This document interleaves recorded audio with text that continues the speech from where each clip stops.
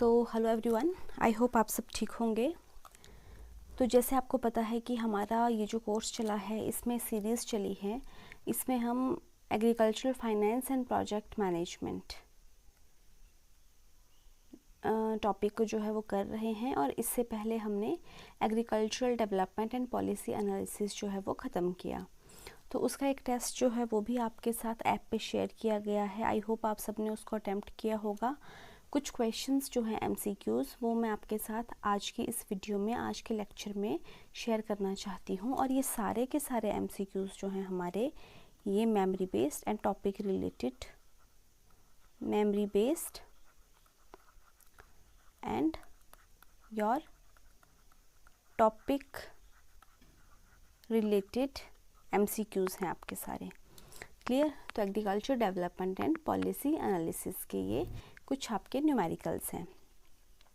तो first numerical है आपका, देखिए, द रेंज ऑफ PQLI। अब देखो, इसमें जब हमने डेवलपमेंट पढ़ा, ग्रोथ पढ़ा, तो उसमें देयर आर डिफरेंट आपके मेजर्स होते हैं डेवलपमेंट को मेजर करने के लिए, ग्रोथ को मेजर करने के लिए। तो PQLI जो है आपका फिज़िकल क्वालिटी इंडेक्स जो है, ये आपका एक इंडेक्स है जो कि आपकी ग्रोथ को, डेवलपमेंट को जो है वो मेजर करने में हेल्प करता है।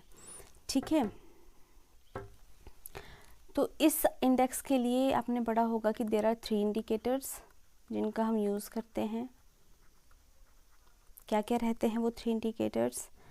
पहला रहता है आपका इंडिकेटर लिटरेसी, लिटरेसी कितनी है। ठीक है, सेकंड इंडिकेटर हमारा रहता है infant mortality, infant mortality. Third, life expectancy at age of 1 year. ठीक है, ये 3 हमारे इंडिकेटर्स होते हैं जो कि यूज़ होते हैं फॉर द कैलकुलेशन ऑफ हमारा PQLI। PQLI की कैलकुलेशन में यूज़ किया जाता है हमारे इन इंडिकेटर्स का। अब सपोज़ करो मैं आपको एक एग्जांपल देती हूँ, या फिर आपको कोई क्वेश्चन आता है कि एक कंट्री है जिसमें आपका जो लिटरेसी रेट है, सपोज़ करो दैट इज़ योर 70%। एक हाइपोथेटिकल एग्जांपल है। ठीक है, आपकी जो इन्फेंट मॉर्टेलिटी रेट है वो है 50 पर 1000। ये इसी तरीके से कैलकुलेट किया जाता है। ठीक है, रिकॉर्ड किया जाता है पर 1000। एंड आपकी जो लाइफ एक्सपेक्टेंसी एट 1 ईयर जो है दैट इज़ 60 ईयर्स।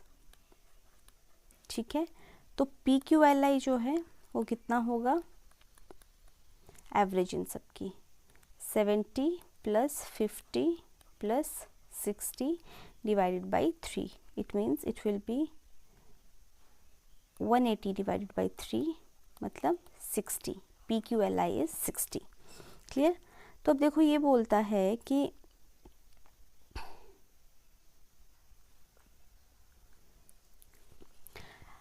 अब क्वेश्चन आ जाता है, डायरेक्ट क्वेश्चन एक बार पूछा गया है आपको। इस तरीके से न्यूमेरिकल भी आ सकते हैं, आपको ये क्वेश्चन इस तरीके से भी आ सकता है कि ये एक मेजर जो है as a major PQLI use होता है।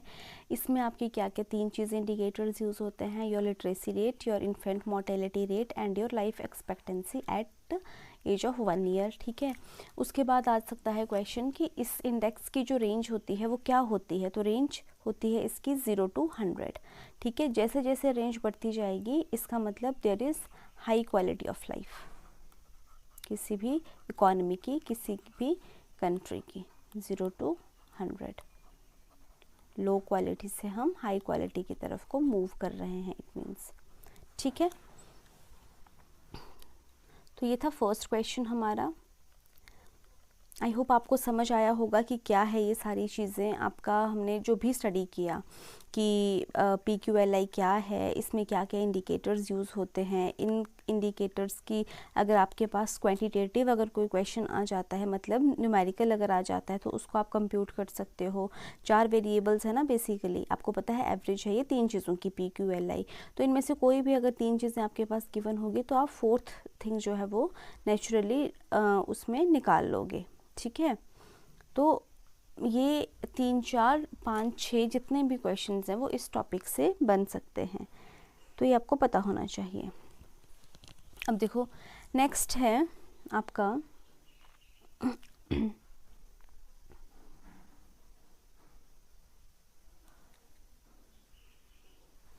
देखिए, अकॉर्डिंग टू एडम स्मिथ की जो आपकी थ्योरी ऑफ ग्रोथ थी, थ्योरी ऑफ ग्रोथ आपने पढ़ी होगी, there are different theories of growth. ठीक है, अलग अलग थ्योरीज हैं आपकी ग्रोथ की, अलग अलग जो आपके हमारे फिलोसफर्स हुए या फिर इकोनॉमिस्ट्स हुए, उन्होंने अलग अलग थ्योरी जो थी वो ग्रोथ की दी थी। Adam Smith father of economics हैं, पता है आपको। ठीक है, इनकी बुक क्या है, he is father of economics, Adam Smith father of economics. कई बार ऐसे बेसिक क्वेश्चंस भी आ जाते हैं। ठीक है, और बुक थी इनकी the wealth of nation, the wealth of nation. अब देखिए, ये बोलते हैं कि according to Adam Smith theory of growth, growth proceeds aids. तो ये एडम स्मिथ ने कहा कि ग्रोथ जो होती है वो स्टडीली, धीरे धीरे, कॉन्टिन्यूसली होगी, जर्क्स के साथ होगी, लाइक अ ट्री होगी, बोथ ए एंड सी। तो एडम स्मिथ ने कहा कि धीरे धीरे और लगातार ग्रोथ होती जाएगी, कोई जर्क्स नहीं आएंगे, लाइक अ ट्री, जैसे ट्री आपका धीरे धीरे, ठीक है, लगातार ग्रो करता जाता है, उसी तरीके से जो है वो इकोनॉमिक ग्रोथ होती है। एडम स्मिथ ने ये कहा, तो answer is both A and C. After this हमारी है next Ricardian theory of development.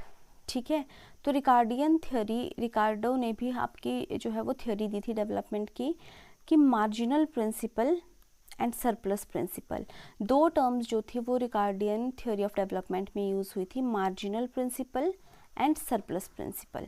अब क्या क्या चीज़ें मार्जिनल है और क्या क्या चीज़ें सरप्लस है, ठीक है, जो रिकार्डो ने आपकी थ्योरी दी थी डेवलपमेंट की। तो ये कहता है कि wages and rent plus profit, rent and wages plus profit, rent and wages plus profit, again I guess ये रिपीट हो गया, नन ऑफ दिस, इसमें कुछ और ऑप्शन होना चाहिए था आई थिंक, तो नन ऑफ द अबव। अब देखो, आपने ये याद रखना है कि जो रिकार्डो ने थ्योरी ऑफ डेवलपमेंट दी थी, तो उन्होंने कहा कि मार्जिनल प्रिंसिपल जो है वो आपके रेंट को बताता है, कि रेंट जो है वो मार्जिनल प्रिंसिपल के साथ एसोसिएटेड है, और जो आपके वेजेस हैं और प्रॉफिट है वो आपका सरप्लस प्रिंसिपल के साथ एसोसिएटेड है। अब ये चीज़ें हैं क्या, रेंट क्या है, वेजेस क्या है, प्रॉफिट क्या है, और all these are the rewards to factor of production, यही पढ़ा है हमने। रेंट हम लैंड के लिए पे करते हैं, वेजेस हम लेबर के लिए पे करते हैं, प्रॉफिट हम आपकी जो भी आपका एंटरप्राइज है उस पे करते हैं, तो कैपिटल इन्होंने नहीं कंसिडर की। ठीक है, तो रेंट जो है वो मार्जिनल है, MPR एंड SPWP। ठीक है, ये आपने इस तरीके से याद रखना है। तो इसका आंसर रहेगा आपका B। नाउ फोर्थ क्वेश्चन है आपका, again under Ricardian theory of development, rent is determined by average product comma marginal product, मतलब एवरेज प्रोडक्ट और मार्जिनल प्रोडक्ट का कौन सा रिलेशन जो है वो आपके रेंट, जिससे आप रेंट को डिटरमिन कर सकते हैं। तो ये कहता है कि average product minus your marginal product जो है वो आपके रेंट को डिटरमिन करता है, AP minus MP। Clear? It means आपने ऐसे याद रखना, राम। ठीक है, रिकार्डो मतलब रिकार्डो के according rent average minus marginal product है। So next question is, under Ricardian theory of development again profit rate become worth when stationary rate is achieved. ठीक है, प्रॉफिट रेट जो है वो क्या बन जाता है जब स्टेशनरी रेट प्रॉफिट रेट जो है वो it becomes worth when stationary rate is achieve. तो ये कहता है कि when it is zero. Clear. तो ये हर एक थ्योरी के जो मेन आपके मेमोरी बेस्ड क्वेश्चंस हैं, आपके PYQs हैं कुछ, और आपके जो क्वेश्चन पूछे जा सकते हैं वो कवर करने की कोशिश की है। उसके बाद है which stage is not antagonistic among the stages of economic growth given by Karl Marx। ठीक है, अब देखो एंटागोनिस्टिक का मतलब क्या होता है कि ऑपोजिट। तो ये कहता है कि कौन सी आपकी जो स्टेज है वो एंटागोनिस्टिक नहीं है, जो भी इकोनॉमिक ग्रोथ थ्योरी जो थी वो हमारे कार्ल मैक्स ने दी थी। ठीक है, तो ये भी आपने पढ़ी होगी, कार्ल मैक्स की जो थ्योरी थी आपकी इकोनॉमिक ग्रोथ की।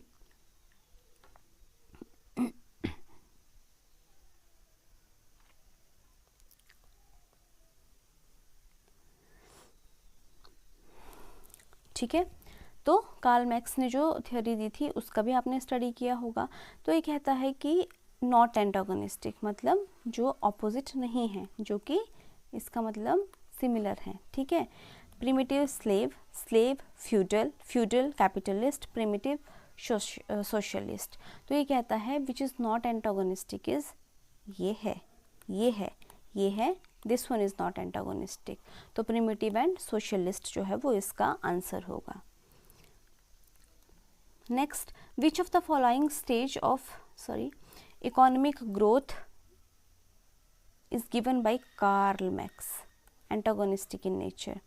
ठीक है, तो स्लेव, फ्यूडल, कैपिटलिस्ट, मतलब जो एंटागोनिस्टिक्स हैं वो है स्लेव, फ्यूडल एंड कैपिटलिस्ट।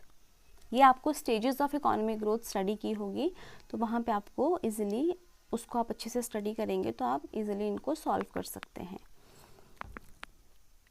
अब ये कहता है कि ownership of factor of production is common in state of the economic growth, this stage is called. ये कहता है कि जो फैक्टर्स ऑफ प्रोडक्शन हैं हमारे, ठीक है, उनकी ओनरशिप जो है वो कॉमन रहती है इन स्टेट। ठीक है, तो वो किस स्टेट को हम कहते हैं, हम antagonistic, non antagonistic, deterministic, probabilistic. हम नॉन एंटागोनिस्टिक को कहते हैं कि फैक्टर्स ऑफ प्रोडक्शन की ओनरशिप जो है वो कॉमन रहेगी। ठीक है, अगेन कार्ल मैक्स ही है। उसके बाद देखो रोस्टोज स्टेजेस आपने पढ़ी होगी। ठीक है, रोस्टोज ने भी जो है वो स्टेजेस दी थी ग्रोथ की।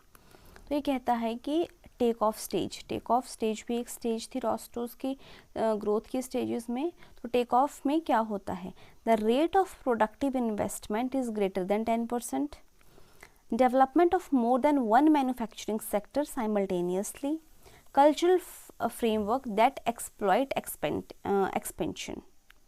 तो ये कहता है ऑल ऑफ द अबव, मतलब जो इन्वेस्टमेंट पे आपको रेट जो है प्रोडक्टिव इन्वेस्टमेंट का वो 10% से ज़्यादा हो जाता है, more than one manufacturing sector जो है वो डेवलप होता है साथ ही साथ में, और कल्चरल फ्रेमवर्क जो है उसकी भी एक्सपेंशन होती है। ठीक है, तो ये रोस्टो का था।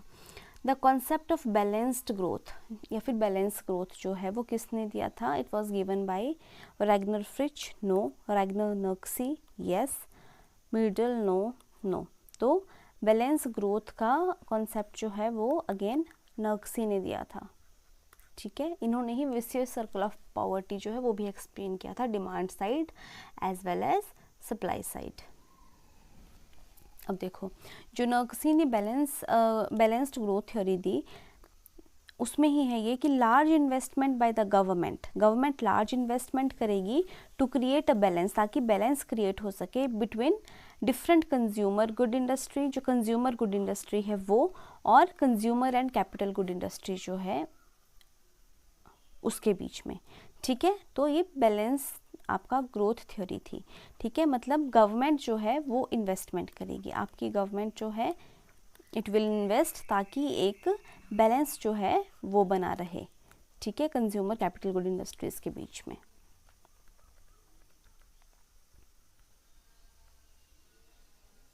अब देखो, अगर उल्टा हो जाएगा कि गवर्नमेंट के पास इनफ रिसोर्सेज ही नहीं है कि वो इन्वेस्ट कर सके किसी सेक्टर में जिसमें most number of forward and backward linkages हो, ठीक है, तो वो आपका अनबैलेंस्ड ग्रोथ थ्योरी हो जाएगा, देयर इज नो बैलेंस मतलब।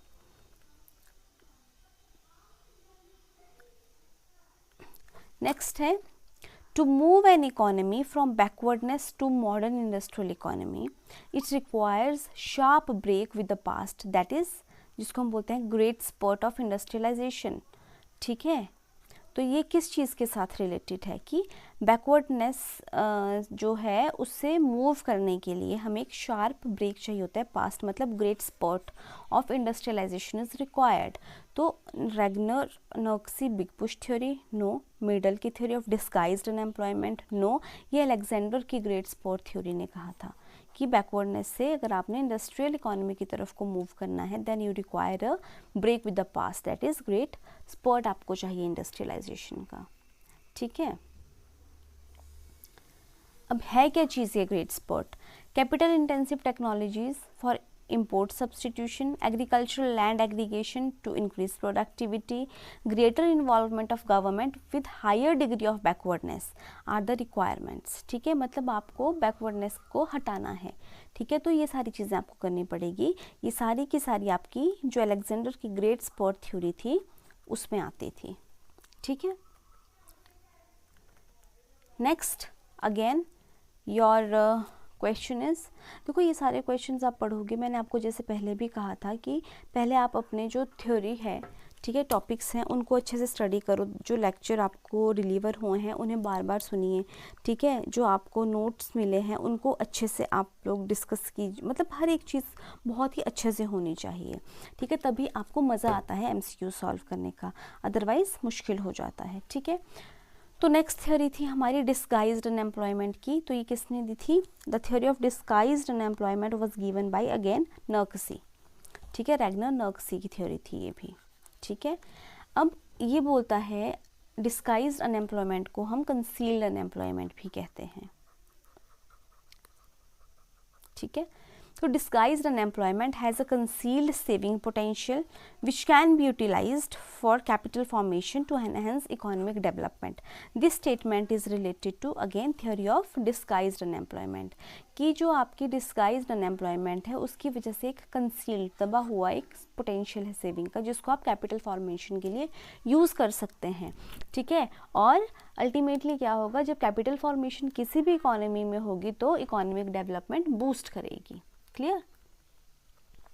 देखो again according to Ragnar Nurkse MPL marginal productivity of labour, ठीक है, तो MP of labour is zero over a long range, okay. MP of labour is zero, sorry labourer is zero over a long range, ठीक है। Too much of labour is being spend both A and C। देखो इसका मतलब है नर्क्सी ने बोला कि disguised unemployment की थ्योरी में कि जो मार्जिनल प्रोडक्टिविटी ऑफ लेबर है, नॉट लेबरर, ठीक है, it is zero over long range, ठीक है, मतलब to much of labour is being spend. तो A and C, both A and C जो है इसमें करेक्ट है, ठीक है। उसके बाद नेक्स्ट है as a criticism of this theory of disguised unemployment, फिर अमर्त्य सेन आए, अमर्त्य सेन को नोबेल प्राइज़ भी मिला है, ठीक है। देखो आपको हर साल जो नोबेल प्राइजेज हैं वो भी पता होना चाहिए, इनसे भी क्वेश्चन जो है वो पूछने को मिलते हैं, specially in your field economics में किसको नोबेल प्राइज़ जो है वो मिला है, ठीक है। तो ये कहता है कि अमर्त्य सेन ने क्या डिड्यूस किया था, क्रिटिसाइज़ किया था उन्होंने इस थ्योरी को, ठीक है। तो उन्होंने बोला कि MPL is zero at maximum level of output, MPL of laborer is zero over long range, labor is being spent by too much of laborers, ठीक है, all of the above। तो ये सारे के सारे पॉइंट्स उन्होंने एज क्रिटिसिज्म जो थे वो यूज़ किए थे अमर्त्य सेन ने, ठीक है। अगेन देखो वही चीज़ें हैं ना, disguised unemployed labor is removed from agriculture and used in capital projects, agriculture से हटा के उनको कैपिटल प्रोजेक्ट में यूज़ किया जाता है, and the surplus of the food that lie now at the farm from which they were removed is transferred to to workers for working for capital formation, ठीक है। This way surplus saving becomes effective savings, ठीक है। This discussion, इस discussion को क्या बोलते हैं, जो हमने ऊपर भी देखा, concealed saving potential of disguised unemployment, ठीक है। तो इसका ए होगा आंसर। नाउ नेक्स्ट है 20th is mention the correct sequence of three-phase development process given by Fioranis model, ठीक है, MPL ये, ठीक है। अब करेक्ट सीक्वेंस जो 3 phases बताए फ्यूरेनिस ने वो क्या क्या थे, देखो, डिसगाइज्डली अनएम्प्लॉयड लेबर ट्रांसफर्ड, MPL 0 होगी उस टाइम पे, okay. Labour transferred until marginal propensity जो है आपकी लेबर, मार्जिनल प्रोडक्टिविटी जो है लेबर की आपकी, वो it is less than institutional wages, ठीक है, बिल्कुल सही है।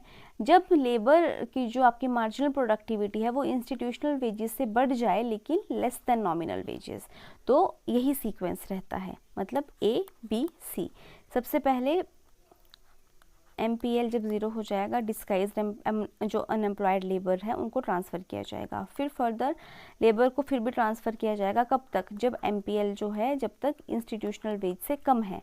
फिर अगर MPL जो है आपका इंस्टीट्यूशनल वेज से ज़्यादा हो जाता है लेकिन लेस देन नॉमिनल वेज रहता है, तो ये आपकी 3 स्टेजेस होती हैं, 3 phases, first, second and third, ठीक है। पहले MPL 0, देन MPL जो है वो कम होगा इंस्टीट्यूशनल वेज से, देन इंस्टीट्यूशनल वेज से तो ज़्यादा लेकिन नॉमिनल वेज से कम। नाउ नेक्स्ट इज लुइस और ल्यूई, जैसे भी आप प्रोनाउंस करते हैं, तो Lewis turning point, MPL marginal product of labour again. तो लुइस क्या कहते हैं अपनी थ्योरी में, देखो कि MPL जो है टर्निंग पॉइंट एग्जिस्ट तब करता है जब MPL जो है इंस्टीट्यूशनल वेज के बराबर हो, present end of the stage 1 also called as shortage point, all of the above. तो ऑल ऑफ द अबव जो है वो इसका राइट आंसर है, ठीक है। देन ये तो हो गया टर्निंग पॉइंट। कमर्शियलाइजेशन पॉइंट क्या होता है, सो कमर्शियलाइजेशन पॉइंट है आपका end of stage 2, yes. Boundary between the stage 2 and stage 3, again yes. End of stage 1, no, end of stage 2 है ये, ठीक है। तो बोथ A एंड B, मतलब D इसका राइट आंसर है। Then under Fei Ranis theory of economic development the economy is divided into, जो आपका फीरैनी थ्योरी है इकोनॉमिक डेवलपमेंट की, वो बोलते हैं कि इकोनॉमी को 2 ही आपके सेक्टर्स में जो है वो डिवाइड किया गया है, ठीक है। One is agriculture and another one is industry, की डेवलपमेंट यही होती है इन 2 सेक्टर्स के बीच में, कौन सा डोमिनेंस है कौन सा नहीं है और कैसे मूवमेंट हो रही है, लेबर भी यही मूव करती है, हर एक चीज़ यही होती है, ठीक है। तो agriculture and industry, yes. Agriculture services not services, industry and services again not services, agriculture industry and services not services. तो आंसर इज A, ठीक है। तो आई होप ये आपको क्लियर हुआ होगा।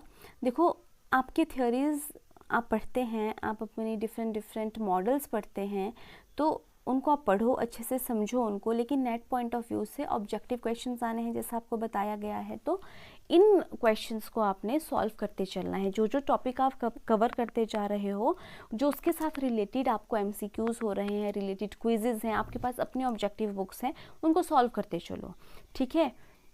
तो उससे क्या होगा कि आप और ब्रश अप करोगे और पॉलिश हो जाएगी आपकी जो नॉलेज है। और 2 महीने के टाइम पे देखो, अगर कोई चीज़ आपकी रह भी जाती है किसी थ्योरी से, किसी मॉडल से, किसी कॉन्सेप्ट से, तो जैसे जैसे आपको क्वेश्चंस मिल रहे हैं, आपको टेस्ट बैंक्स मिलेंगे, आपको इस तरीके से वीडियो लेक्चर्स में जो है क्वेश्चंस डिस्कस होंगे, तो वो चीज़ें यहाँ से और क्लैरिटी आपको मिलती जाएगी, ठीक है। तो ये सब आपने बहुत अच्छे से डिस्कस करना है, आपस में भी कर सकते हो, हमारे साथ भी कर सकते हो, अच्छे से पढ़ना है, देखना है और try to brush up your concepts, ठीक है।